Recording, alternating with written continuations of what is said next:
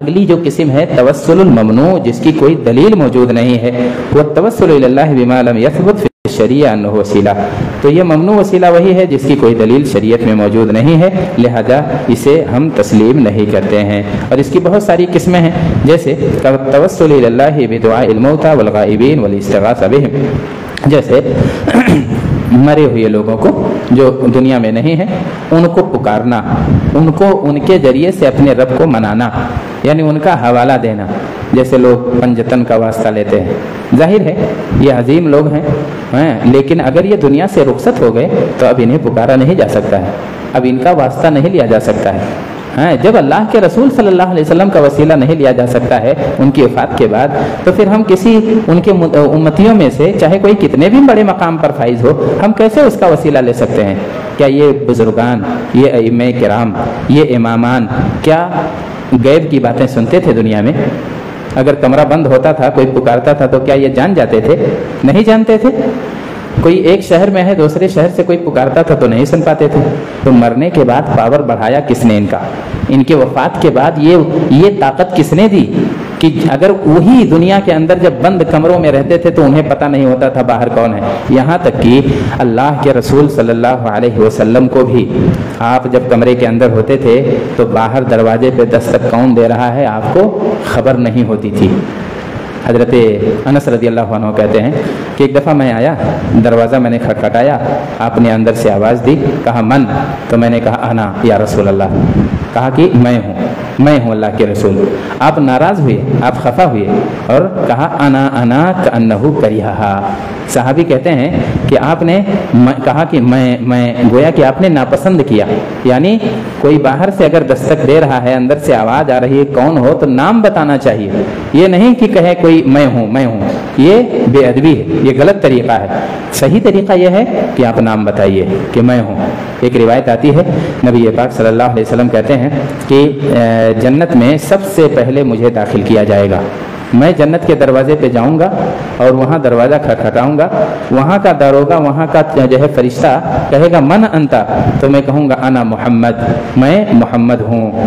تو وہ فرشتہ کہے گا ہاں تمہارے لیے دروازہ کھولنے کی اجازت میرے رب نے دی ہے، لیکن تم سے پہلے کسی کے لیے جنت کا یہ دروازہ نہیں کھلے گا۔ تو یہاں بھی نبی پاک صلی اللہ علیہ وسلم کو جب پوچھا گیا دروازے پہ کون ہو تو آپ نے انا نہیں کہا، میں نہیں کہا، بلکہ آپ نے اپنا نام بتایا۔ تو اللہ کے رسول صلی اللہ علیہ وسلم کے پاس جب کوئی گھر میں آپ ہوتے تھے، کمرے میں ہوتے تھے، باہر سے دستک دی جاتی تھی تو آپ کو پوچھنا پڑتا تھا کہ تم کون ہو، کون لوگ آئے ہو۔ یہاں تک کہ دور سے کوئی پکارتا تھا تو اللہ کے رسول صلی اللہ علیہ وسلم نہیں سنتے تھے۔ ایسا نہیں ہے کہ آپ مدینے میں ہوں اور کوئی خیبر سے آواز دے رہا ہو، آپ مدینے میں ہوں اور کوئی مکے سے ندا دے رہا ہو، اللہ کے رسول صلی اللہ علیہ وسلم مسجد نبوی میں ہوں اور مسجد قباء سے کوئی پکار رہا ہو، ایسا کبھی نہیں ہوا۔ پوری سیرت کھنگال جائیے، کہیں ایسا کوئی واقعہ نہیں ہے کہ صحابہ کرام کو غیب کی حالت میں اللہ کے رسول صلی اللہ علیہ وسلم کو دور سے کسی نے پکارا ہو اور غیب سے اللہ کے رسول صلی اللہ علیہ وسلم نے آواز دی ہو۔ تو اب گویا کہ اگر نبی پاک صلی اللہ علیہ وسلم کو یہ قدرت اللہ تعالیٰ نے نہیں دی تھی تو ان بزرگوں کو یہ قدرت کس نے دی؟ اگر وہ دنیا کے اندر باحیات رہتے ہوئے بند کمرے میں انہیں نہیں سمجھ میں آتا تھا کہ باہر سے آواز کون دے رہا ہے تو قبر کی اندھیری کوٹھری میں جانے کے بعد کیسے پتہ چلے گا؟ یہ پاور کہاں سے آیا؟ کیا قرآن میں ہے کہیں؟ کیا اللہ کے رسول صلی اللہ علیہ وسلم کے فرمان میں کہیں ہے؟ یہ تو نہایت سادہ سی بات تھی جسے امت کو آسانی سے سمجھ جانا چاہیے تھا، جس کے لیے بہت زیادہ دروس سننے کی ضرورت نہیں تھی، جس کے لیے بہت زیادہ جو ہے دماغ خرچ کرنے کی حاجت نہیں تھی۔ آسان سی باتیں ہیں۔ ہماری شریعت انتہائی سادہ ہے، ہمارا دین انتہائی سہل ہے، ہمارا دین تطبیقی ہے، یعنی ایسا نہیں کہ صرف خیالی ہے، تصوراتی ہے۔ تو ہمارا دین عقل سلیم کے بالکل موافق ہے۔ ہمارے دین کی کوئی ایسی بات نہیں جو ہماری عقل سے پرے ہو، ہمارے سمجھ میں نہ آ رہی ہو۔ تو معلوم یہ ہوا کہ اللہ کے رسول صلی اللہ علیہ وسلم کو بھی ہم اب ان کے مرتبے یا رتبے کا وسیلہ نہیں دیں گے۔ ہاں یہ کہیں گے کہ اللہ تیرے نبی کی باتوں پر ہم ایمان لائے ہیں، تیرے نبی کی خبروں کی ہم نے تصدیق کی ہے اور تیرے نبی کے بتائے ہوئے طریقے کے مطابق ہم چل رہے ہیں، یعنی گویا کہ اپنا نیک کام بتا رہے ہیں اور پھر اللہ سے دعا مانگیں، یہ جائز ہے۔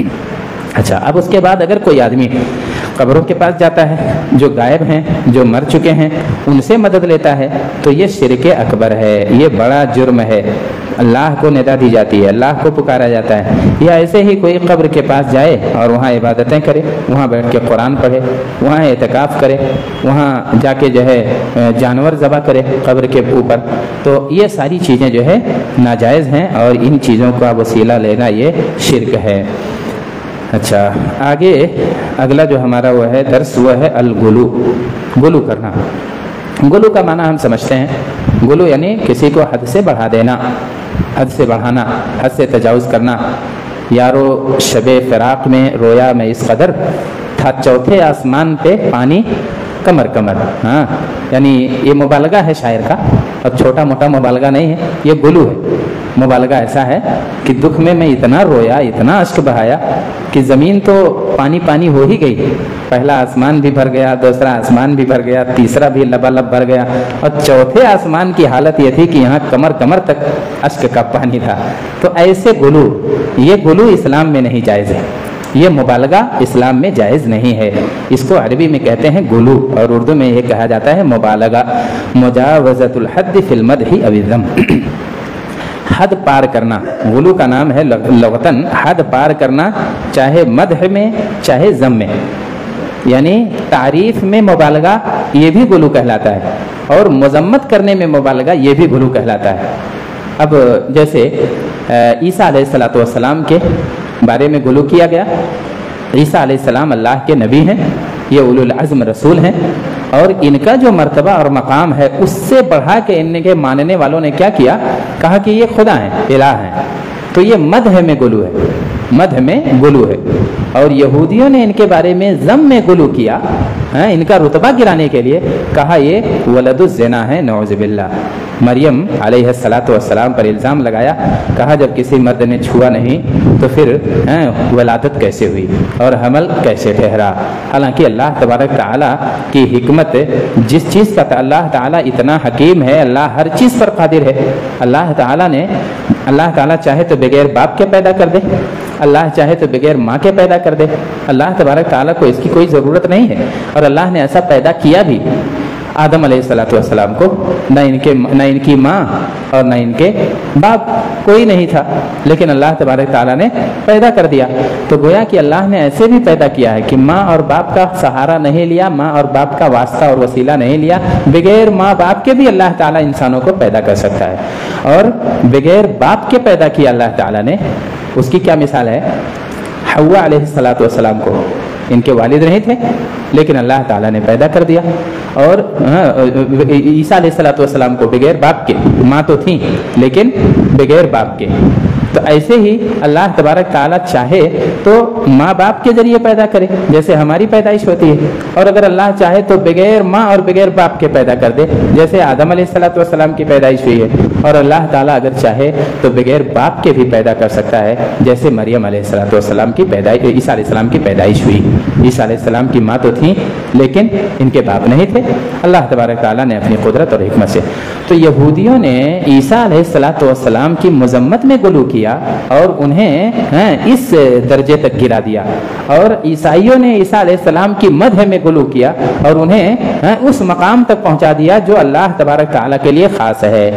ایسے ہی رسول اللہ صلی اللہ علیہ وسلم کے بارے میں بھی بہت سے لوگ غلو کا شکار ہیں۔ ہم کہتے ہیں کہ نبی پاک صلی اللہ علیہ وسلم کا رتبہ جو قرآن اور حدیث میں صحیح دلیلوں سے ثابت ہے وہ اتنا ہے کہ پھر مزید جھوٹ بولنے کی ضرورت ہی نہیں ہے۔ نبی پاک صلی اللہ علیہ وسلم کے مقام کو بڑھانے کے لیے ہمیں اپنا دماغ دوڑانے کی ضرورت ہی نہیں ہے۔ اس سے بڑا مقام اور کیا ہو سکتا ہے؟ رسالت سے بڑا رتبہ دنیا میں مخلوق کے لیے کوئی ہو ہی نہیں سکتا ہے، اور وہ بھی آپ صلی اللہ علیہ وسلم کو اللہ نے امام الانبیاء بنایا، آپ صلی اللہ علیہ وسلم کو خاتم الرسل بنایا، آپ کو سید ولد آدم بنایا، یعنی ولد آدم کا، انسانوں کا، بنی نوع انسان کا سردار بنایا۔ خود آپ صلی اللہ علیہ وسلم نے اپنی زبان مبارک سے اس بات کا اظہار کیا اور کہا ولا فخر، لیکن گھمنڈ کی یہ بات نہیں ہے، یہ کوئی فخر کی بات نہیں ہے کہ میں سید ولد آدم ہوں، یہ اللہ تبارک تعالیٰ کا کرم ہے۔ تو اللہ تبارک تعالیٰ نے آپ کو جو رتبہ دیا ہے ہم اسی دائرے میں رہتے ہیں، ہم اس سے تجاوز نہیں کرتے، ہم مبالغہ آرائی نہیں کرتے، ہم جو ہے ضعیف حدیثوں یا ضعیف حوالوں کا سہارا نہیں لیتے ہیں۔ ہم کہتے ہیں ہمارے نبی صلی اللہ علیہ وسلم کا عظیم رتبہ اللہ کی نظروں میں ثابت ہے، مزید اب اس میں کسی مبالغے اور اضافے کی ضرورت ہی نہیں